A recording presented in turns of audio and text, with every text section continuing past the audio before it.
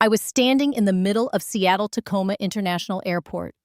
My brand new wife, Emma, beside me, our boarding passes to Hawaii clutched in my hands. $8,000. That is how much we had saved for this honeymoon. And then my phone rang.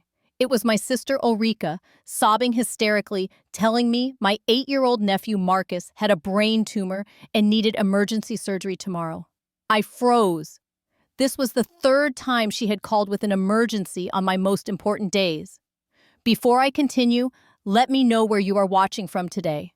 Drop a comment below, hit that like button, and subscribe if you have not already. Now let me tell you whether this time was real or not. My name is Nathan.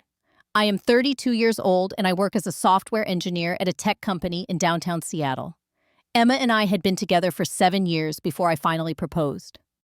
We were high school sweethearts who went to different colleges, survived long distance, and somehow found our way back to each other. When I got down on one knee, I already knew she would say yes. But I also knew I wanted to give her the wedding and honeymoon she deserved. We kept our wedding small and intimate, just 60 guests at a little vineyard outside the city. Emma wore her grandmother's vintage dress, altered to fit her perfectly. I cried when I saw her walking down the aisle. We skipped the expensive DJ and the fancy flowers to save money for what really mattered to us: 2 weeks in Hawaii. We had booked a beachfront resort in Maui, reserved snorkeling trips, sunset cruises, and a helicopter tour over the volcanoes. $8,000 total, every penny saved over 18 months of cutting back on dinners, out and weekend trips. The morning we left for the airport, I remember looking at Emma across our kitchen table and thinking, this is it. This is the start of our life together. She was glowing. I had never seen her so happy. Now let me tell you about my sister Ulrika. She is 5 years older than me, 37 now, and she has always had a complicated relationship with our family. Growing up, she was the golden child. She got better grades, she was prettier, she was more social. Our parents adored her, but somewhere along the way, things changed. She dropped out of college after 2 years, had a string of bad relationships, and eventually got pregnant with Marcus when she was 29. The father disappeared before Marcus was even born. I do not say any of this to judge her. Being a single mom is incredibly hard, and I have always tried to be there for her. But Ulrika has this pattern, a pattern I only started recognizing in recent years. Whenever something good happens to me, something bad happens to her. And somehow her bad thing always seems to overshadow my good thing. Let me give you 2 examples. The first was my college graduation. I was the first person in my family to get a degree. My parents flew in from their home in Arizona. Emma took the day off work. Everyone was there. 30 minutes before the ceremony started, Ulrika called my mom in hysterics. She said she had been in a terrible car accident and was being rushed to the emergency room. My parents panicked. They left the ceremony hall and drove 45 minutes to the hospital where Ulrika said she was. I walked across that stage alone, no family in the audience. When my parents finally got to the hospital, they found Ulrika in the waiting room with a small scratch on her forehead. Her car had a dent in the bumper. She had rear-ended someone at about 5 miles per hour. No ambulance, no emergency room, just a fender bender. She had blown completely out of proportion. The second time was when I proposed to Emma. I had planned everything perfectly. A reservation at the nicest restaurant in Seattle, a private table by the window, a string quartet I had hired to play our song. I was so nervous I could barely eat. And then, right as the waiter brought out the dessert with the ring hidden inside, Ulrika walked into the restaurant. She was not invited. She was not supposed to know we were there. But somehow, she found out, and she showed up sobbing, mascara running down her face, saying her boyfriend of 3 months had just dumped her and she had nowhere else to go. The proposal still happened, but not the way I had imagined. Instead of a romantic evening, Emma and I spent 3 hours consoling Ulrika while she drank wine and talked about how all men were terrible. When I finally gave Emma the ring in the parking lot afterward, she laughed and said, "Well, that is one way to do it." I forgave Ulrika both times. I told myself she was struggling, that she did not mean to ruin my special moments, that she just needed more support than most people. But Emma always had her doubts. She never said anything directly, but I could see it in her eyes whenever Ulrika's name came up. The person I worried about most, though, was Marcus. That little boy had been through so much in his 8 years of life. He was quiet, almost too quiet. When you talked to him, he looked at the ground instead of at your face. He rarely smiled. I tried to be a good uncle to him. I took him to baseball games, bought him birthday presents, let him stay at our apartment when Ulrika needed a break. But I noticed things. I noticed how often Marcus seemed to be alone when I visited. I noticed how Ulrika would say she was just running to the store and then be gone for hours. I noticed the way Marcus flinched sometimes when adults raised their voices. I brought it up to Ulrika once, gently saying I thought Marcus might benefit from more structure and attention. She brushed me off immediately. She said Marcus liked being independent, that he was mature for his age, that I did not understand because I was not a parent. So I let it go. I always let it go. Standing in that airport, listening to Ulrika sob through the phone, every instinct told me to drop everything. She said Marcus had collapsed at school with severe headaches. She said the doctors had done a scan and found a mass in his brain. She said he needed emergency surgery the next morning and might not survive. My blood ran cold. Marcus. Sweet, quiet, lonely Marcus. The thought of him lying in a hospital bed, scared and sick, made my chest physically hurt. I asked Ulrika which hospital.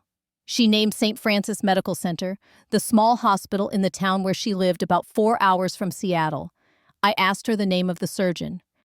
She said she could not remember, that everything was happening so fast that she was too scared to think straight.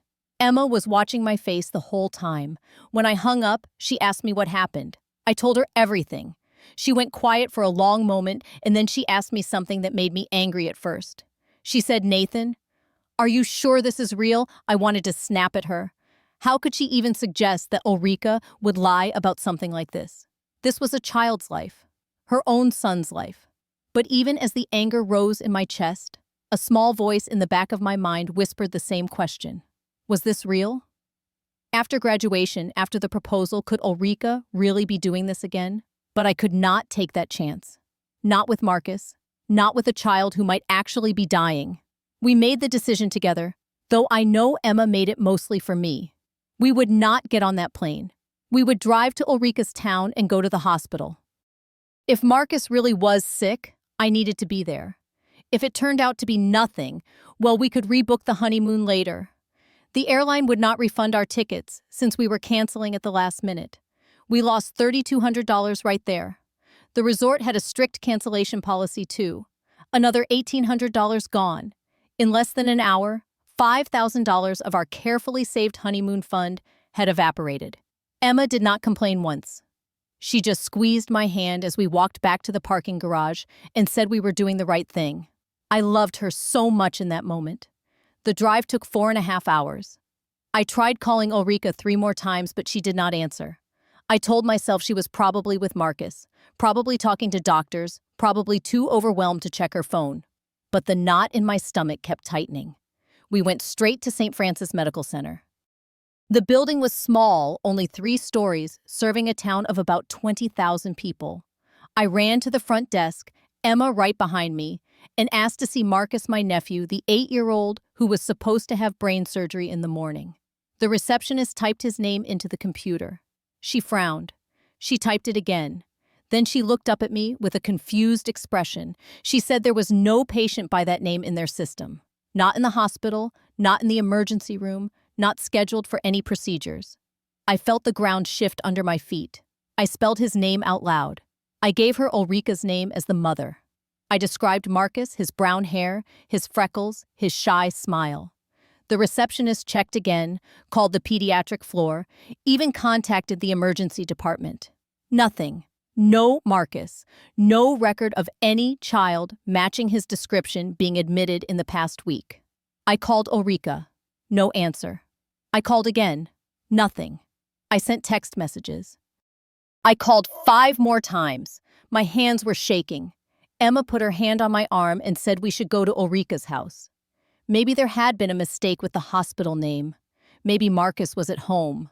We drove the 15 minutes to Ulrika's place, a small ranch house on a quiet street at the edge of town. Her car was not in the driveway. The blinds were closed, but I could see light coming from inside. I knocked on the front door. No answer. I knocked again harder. Still nothing. I walked around to the backyard, my heart pounding, and looked through the kitchen window. What I saw broke something inside me.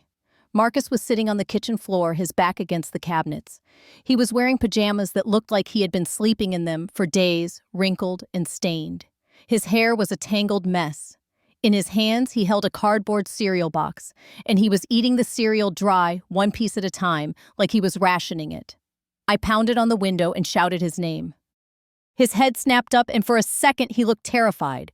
Then he recognized me, and his face crumbled. He scrambled to his feet and ran to the back door, fumbling with the lock until he got it open. Then he threw himself into my arms and started crying. Through his sobs, the story came out in fragments. His mom had left 3 days ago. She said she had something important to do and would be back soon. She told him to be a good boy and not to tell anyone she was gone. She left him some cereal and said he could watch television. And then she just left. For 3 days, this 8-year-old child had been alone in that house. The refrigerator was nearly empty, just a carton of milk that had gone bad and some condiments. The cereal boxes were almost finished. Marcus said he had been scared to leave the house or ask for help because his mom told him not to. I held him while he cried, and I felt something cold and hard settle in my chest. This was not an emergency. This was not a crisis that had just happened. Ulrika had planned this. She had lied about Marcus having a brain tumor so that I would cancel my honeymoon, and then she had abandoned her son to go do God knows what. Emma found some granola bars and fruit snacks in her purse and gave them to Marcus. He ate like he had not had a real meal in days, which he probably had not. While he ate, I called Ulrika one more time. This time she answered. Her voice was casual, relaxed, with loud music and laughter in the background. She said, "Hey, what is up?" like nothing in the world was wrong. I asked her where she was. She laughed and said she was in Las Vegas with some friends, just taking a little vacation, blowing off some steam. She asked if I had gone on my honeymoon. I told her I was standing in her kitchen. I told her Marcus had been alone for 3 days. I told her I knew there was no brain tumor, no surgery, nothing. The line went quiet for a moment. Then Ulrika laughed again, but this time it sounded different, harder. She said it was just a joke. She said she wanted to see if I actually cared about family or if I only cared about my new wife. She said Marcus was fine, that he was 8 years old and perfectly capable of taking care of himself for a few days. She said when she was his age, she was already babysitting me. I told her this was child abandonment. I told her this was illegal. She told me I was being dramatic like always. She said she would be home in a couple of days, and I could just watch Marcus until then if I was so worried. Then she hung up. Emma and I stood in that kitchen, looking at Marcus as he finished the last of the granola bars. He looked up at me with those big brown eyes, and I saw hope in them. Hope that someone had finally come.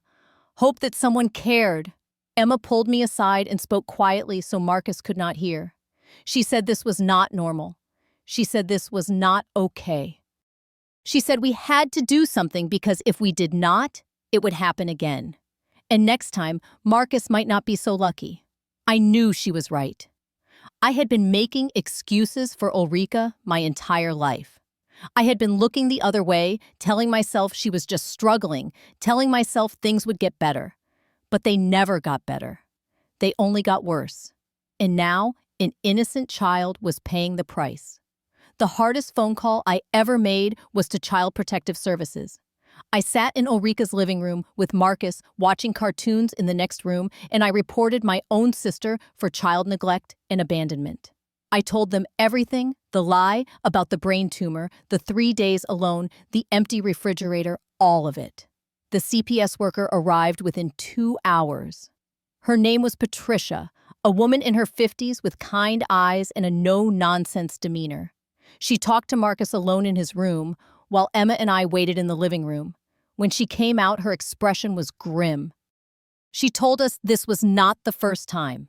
Marcus had revealed that his mother left him alone frequently, sometimes for a few hours, sometimes for days.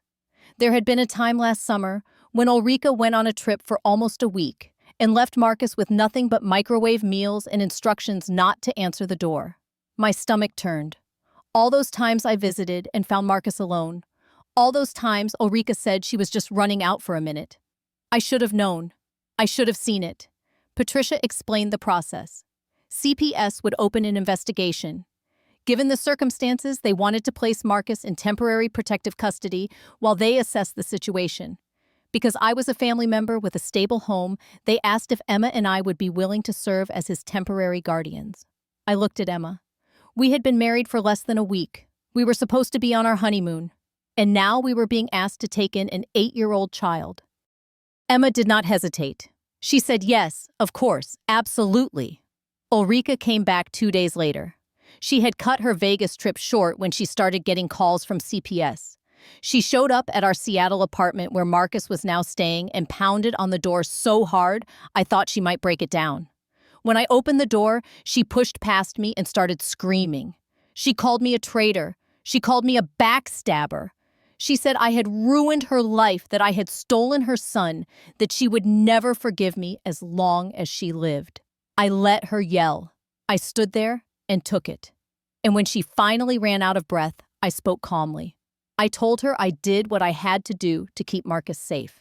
I told her that leaving an 8-year-old alone for 3 days with nothing but cereal was not parenting. I told her that lying about a brain tumor to manipulate me was sick. Ulrika started crying then.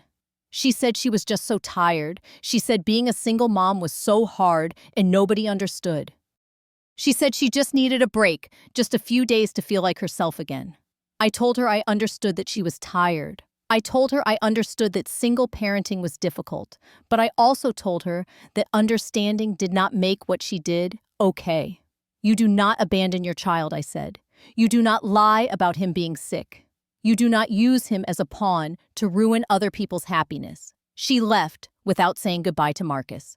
She just stormed out, slamming the door behind her, shouting that she would tell the whole family what I had done. And she did. Within hours, my phone was blowing up. Aunts, uncles, cousins, all of them calling to tell me I had gone too far. How could I call CPS on my own sister? Family does not do that to family. But then I sent them the photos, the empty refrigerator, the cereal boxes that were Marcus's only food, the dirty pajamas he had been wearing for 3 days, the text messages from Ulrika admitting she was in Vegas. The calls changed after that. My mom called from Florida crying, saying she had no idea things had gotten this bad. My dad called separately and told me I had done the right thing even though it hurt. Some family members still took Ulrika's side. An aunt told me I should have handled it privately. A cousin said I was tearing the family apart. I accepted that not everyone would understand. I accepted that some relationships might never recover. But Marcus was safe. That was what mattered. The CPS investigation took about 6 weeks. In the end, they concluded that Ulrika had engaged in a pattern of child neglect. She was required to complete parenting classes and submit to regular home visits for 6 months. She was also required to undergo a mental health evaluation and follow any treatment recommendations. Marcus stayed with Emma and me during that time. We enrolled him in a school near our apartment. We took him to see a child therapist who specialized in neglect cases. We bought him new clothes and toys and books. We ate dinner together every night as a family. 3 months later, Marcus was a different child. He smiled, now actually smiled with his whole face lighting up. He talked about his day at school, about the friends he was making, about the book he was reading. He still had bad days, days when he was quiet and withdrawn, but they were getting fewer. One evening, he was helping Emma make cookies in our kitchen. I was sitting at the table pretending to work on my laptop, but really just watching them. Marcus turned to me with flour on his nose and said something I will never forget. He said, "Uncle Nathan, I did not know this is what it felt like to be loved." I had to leave the room so he would not see me cry. 6 months after everything happened, Emma and I finally took our honeymoon. We had to save up all over again, and we could only afford 10 days instead of 2 weeks, but we made it to Hawaii. We stayed at a smaller resort, skipped the helicopter tour, and did most of our sightseeing on foot instead of on expensive excursions. It was perfect. One night, we sat on the beach watching the sunset. Emma leaned her head on my shoulder and said something that stuck with me. She said the honeymoon could wait. Saving Marcus could not. She was right. Some things in life can be rescheduled. Some things cannot. An 8-year-old child alone and hungry in an empty house could not wait for us to come back from vacation. That was a moment that required action, regardless of the cost. Ulrika completed her parenting program and regained custody of Marcus after the 6-month period. Their relationship is still complicated, and I worry about him constantly. But CPS continues to check in, and I make sure to see Marcus at least twice a month. He knows now that he has someone in his corner, someone who will show up when things get hard. As for Ulrika and me, we do not talk much anymore. She has never apologized for what she did. She still tells anyone who will listen that I betrayed her. But I have made peace with that. I did not call CPS to punish my sister. I called because a child was in danger, and doing nothing would have made me complicit in his suffering. Sometimes doing the right thing means making enemies of the people you love. Sometimes protecting someone means accepting that others will hate you for it. I have learned that family loyalty has limits, and those limits are reached when a child is being harmed. So here is my question for you.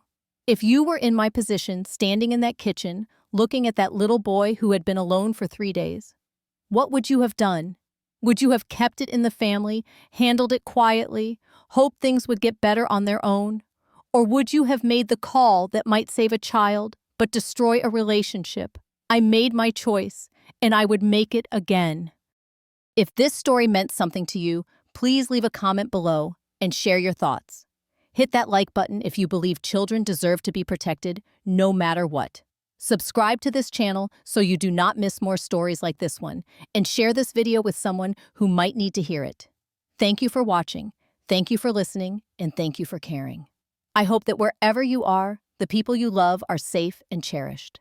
Take care of each other out there.